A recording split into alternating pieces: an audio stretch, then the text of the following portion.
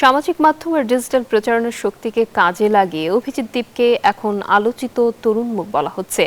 দলিত পরিবার থেকে উঠে এসেছেন ভারতের জাতীয় রাজনীতির আলোচনায়। যুক্তরাষ্ট্রের বোস্টন বিশ্ববিদ্যালয়ে পড়াকালীন নিজের অভিজ্ঞতা মিলিয়ে গড়ে তুলেছেন ককরোচ জনতা পার্টি বা সিজেপি, যেখানে তিনি সামাজিক অসন্তোষকে রূপ দিয়েছেন প্রতিবাদের ভাষায়।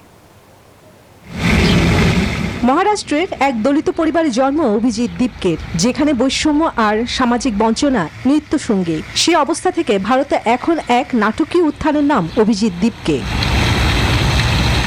দলিত পরিবারের এই সন্তানই এখন দেশটির কোটি তরুণের ক্ষোভ আর হতাশার ভাষা হয়ে উঠেছেন।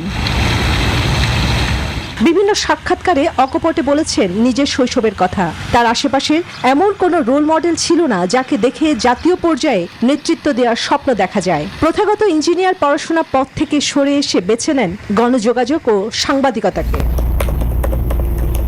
পুনেতে সাংবাদিকতা বিষয়ে স্নাতক শেষে উচ্চশিক্ষার জন্য পাড়ি জমান যুক্তরাষ্ট্রে। বোস্টন বিশ্ববিদ্যালয়ে পাবলিক রিলেশনস বিষয়ে স্নাতকোত্তর পড়ার সময় রাজনৈতিক যোগাযোগ, জনমত গঠন এবং ডিজিটাল ক্যাম্পিং এর আধুনিক কৌশলের সঙ্গে পরিচিত হন তিনি।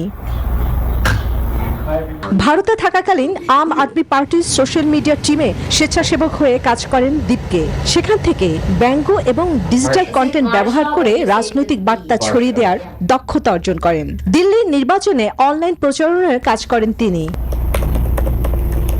যুক্তরাষ্ট্রে অবস্থানকালে ভারতের শিক্ষা ব্যবস্থা, বেকারত্ব এবং নিট পরীক্ষার প্রশ্ন ফাঁস নিয়ে ক্ষোভকে কেন্দ্র করে তিনি ককরোচ জনতা পার্টির ধারণা সামনে আনেন। ব্যঙ্গাত্মক রাজনৈতিক বার্তার সমন্বয়ে এই উদ্যোগ অল্প সময়ে কোটি তরুণের দৃষ্টি আকর্ষণ করে।